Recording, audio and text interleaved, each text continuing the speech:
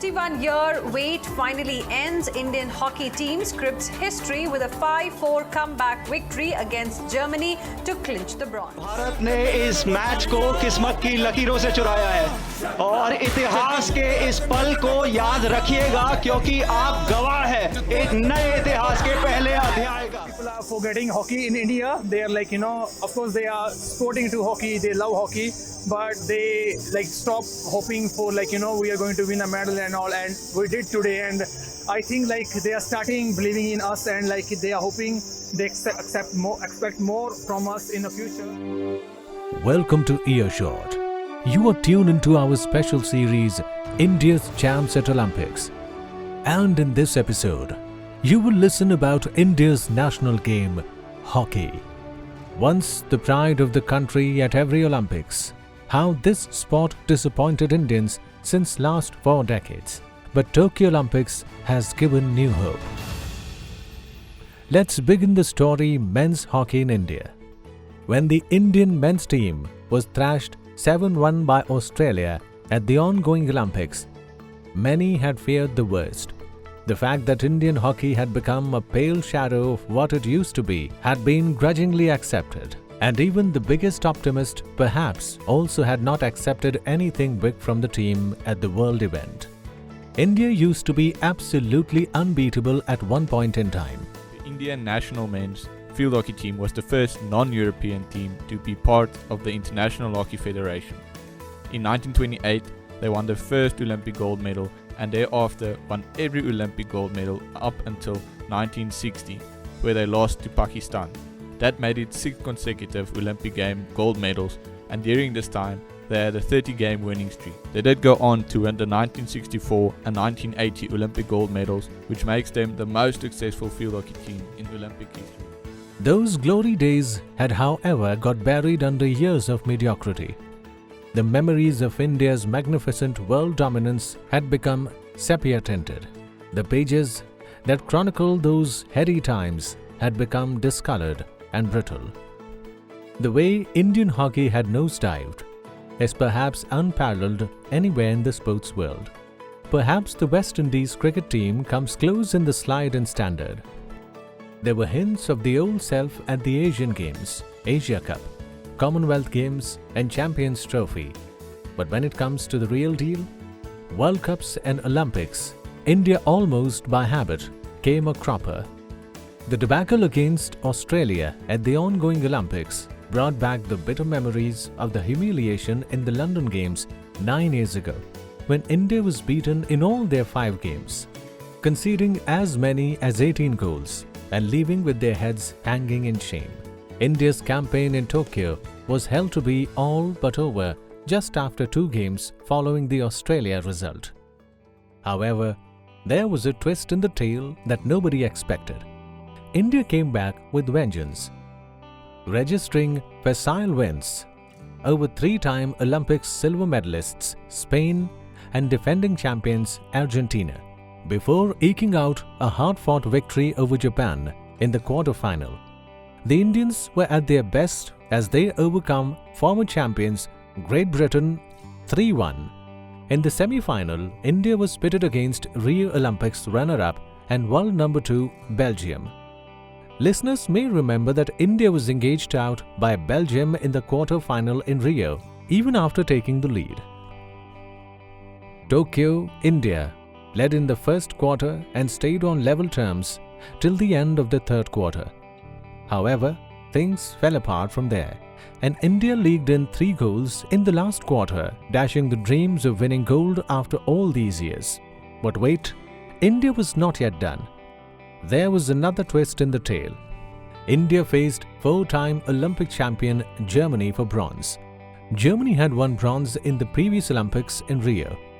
India had often found Germany to be an insurmountable barrier, but a massive winner earlier this year gave the Indians confidence. And then, at last, it happened. India beat Germany by 5-4 in a ding-dong battle, securing bronze. Finally, a medal after 41 years of hardship. Indian hockey is back with a bang. India's semi-final appearance in Tokyo was their first in the Olympics in 49 years. It was at the 1972 Olympics in Munich that India last qualified in a proper semi-final. The team was pipped by 0-2 arch-rivals Pakistan at that time, but came back to win bronze. The 1980 edition, in which India won gold, was played in a league format. With the top two teams progressing to the final, India beat Spain 4-3 in the final. The finals were played between India and Spain, and they made it, winning by a score of 4-3. The Indian, Spanish, and Soviet teams are on the victors' podium. The 1980 Olympics was strange in more ways than one. The Olympics were being held in Moscow, and the USSR, during that era of the Cold War, was not exactly a place that everyone wanted to visit.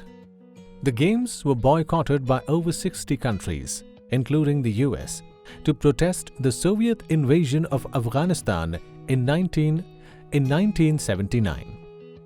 Top hockey nations and potential medalists Australia, New Zealand, West Germany, Pakistan and Netherlands were conspicuous by the absence. This made the multiple Olympic game medalist India an obvious favourite. India, however, had a young team and only 4 players: Captain Vasudevan Bhaskaran, Mervyn Fernandes, M.M. Somaya and Zafar Iqbal had played at the international level prior to the Moscow Olympics. Veterans Ashok Kumar, Govinda, Ajit Pal Singh and Surjit Singh had been dropped. Many newcomers had also not played on AstroTurf earlier. However, the Indian team was charged up after a pep talk from the legendary Field Marshal Sam Manekshaw, the former army chief who had led India to a resounding victory in the war against Pakistan in 1971. There was no Indian Olympic Association or Indian Hockey Federation those days, so Field Marshal Manekshaw was there to oversee the camp in the Bengaluru as chief of the All India Council of Sports. The Field Marshal came in person to watch the team train and he spoke to the players. He was the one who made me the captain, and he said, it was not because of my seniority, but looking at the future of Indian hockey, Bhaskaran told Rediff. Bhaskaran recalled how Field Marshal Manekshaw had insisted that the Indians should go to the Moscow 10 to 12 days before the start of the tournament to acclimatize themselves on AstroTurf. Bhaskaran noted that had the team not won gold in Moscow, the game would have suffered in the country and there would have been a lot of negativity. This bunch of players that played in 1980 went up to the 1988 Olympics and did quite well for the next 8 to 10 years, he said.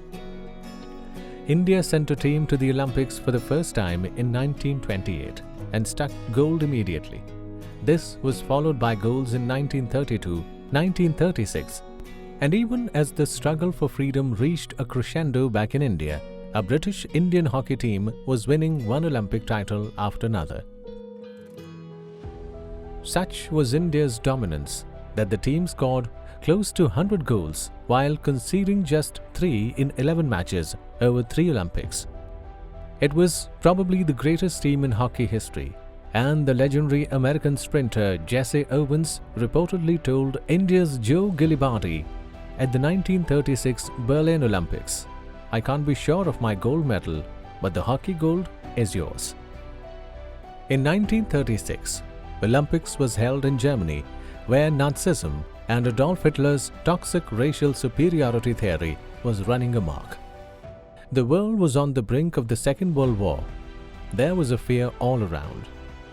India took the lead against the hosts in the final and held on to the lead at halftime, as top Nazi officials, including Hermann Göring, Joseph Goebbels, and Hitler himself, watched in dismay.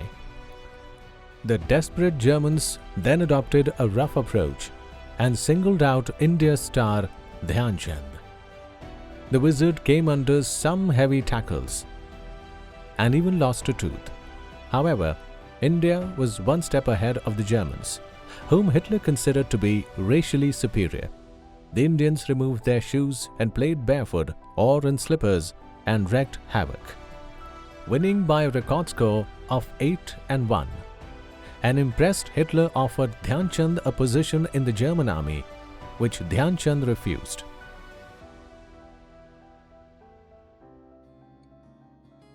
Dhyan Chand's ball control was so unbelievable that it is said that the authorities once even broke his stick to see if he had hidden a magnet inside.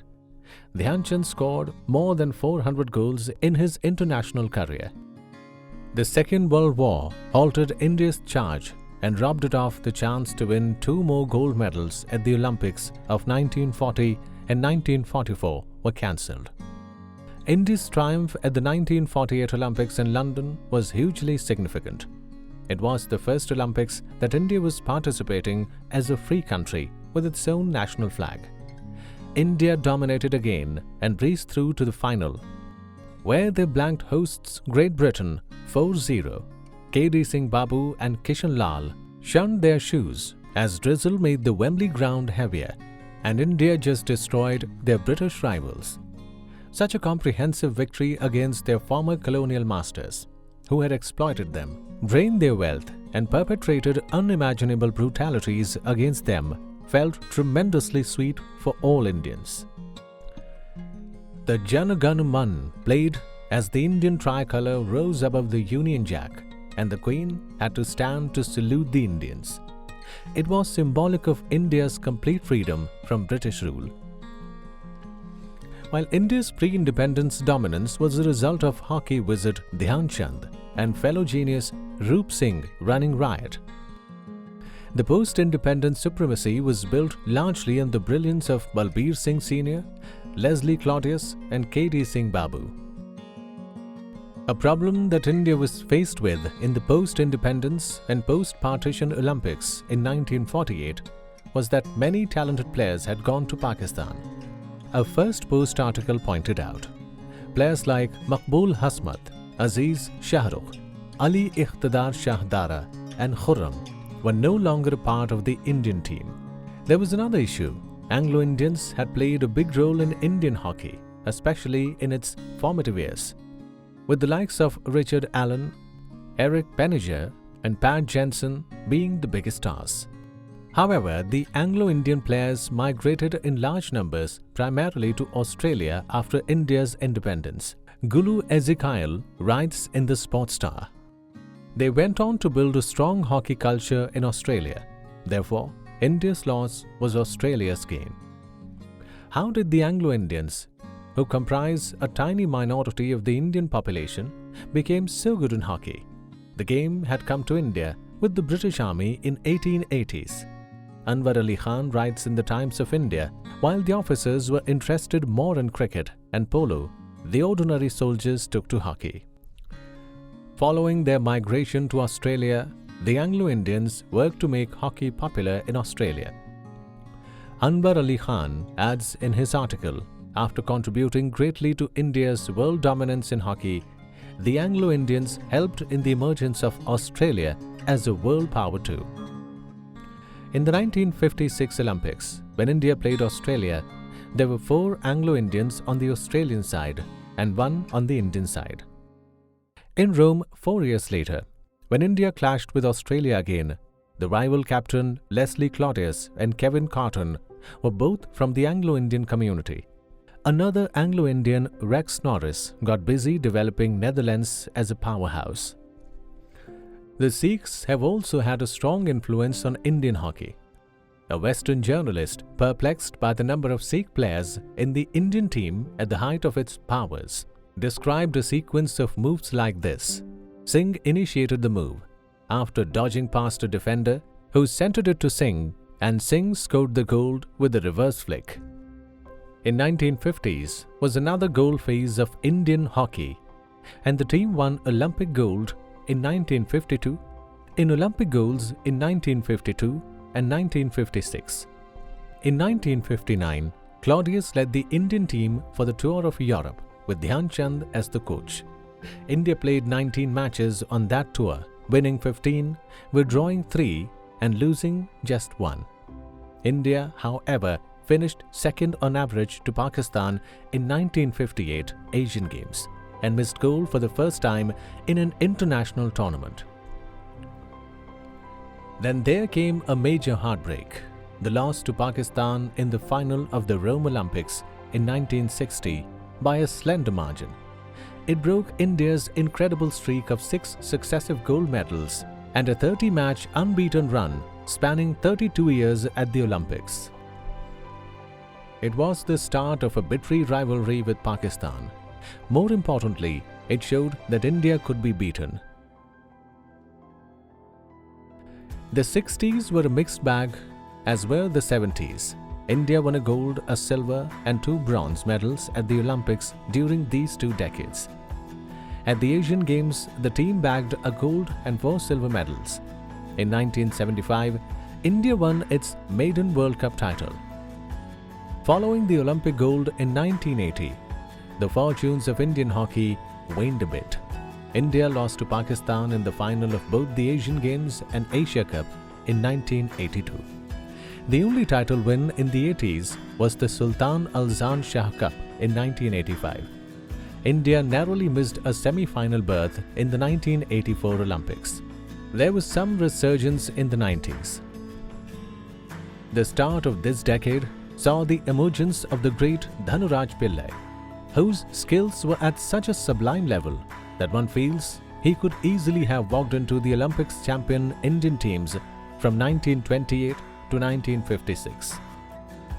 India won the Sultan Al-Zan Shah Cup in 1991 and 1995.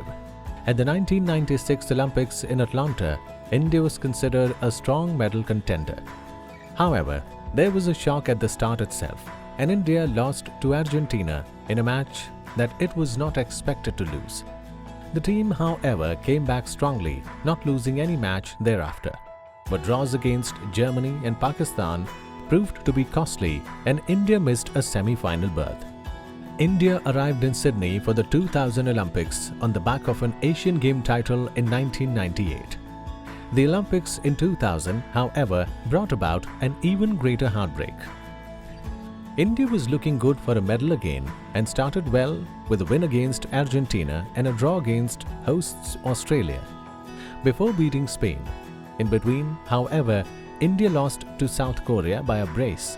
South Korea ended its group engagements with a loss against Australia, and India was up against Manaus, Poland in its last match. India's qualification for the semi-final in Sydney was almost a foregone conclusion. Things were going according to plan and India took the lead, but then the team went down to 10 men. With about 10 minutes left, and Poland dramatically equalized in the penultimate minute. India and South Korea finished with same number of points. They had scored and conceded the same number of goals too. The loss to the Koreans in the group stage proved to be disastrous.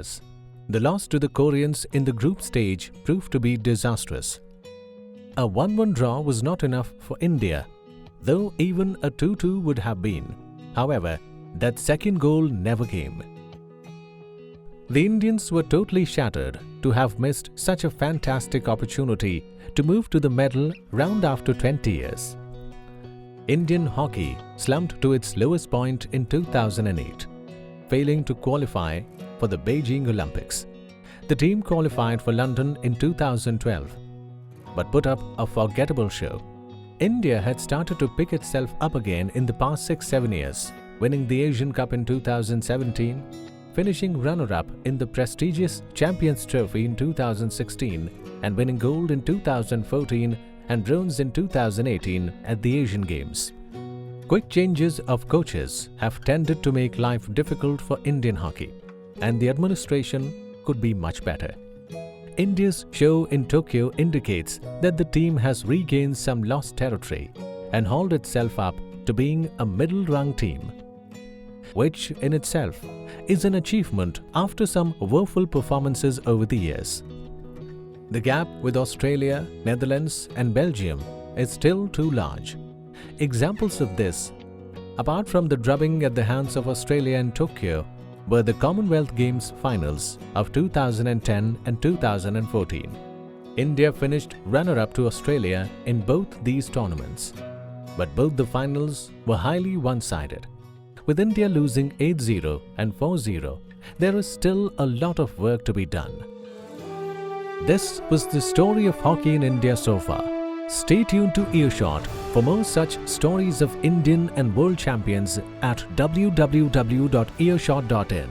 You can now download Earshot app on Android and iOS. Keep listening. Thank you. Earshot. Here and now.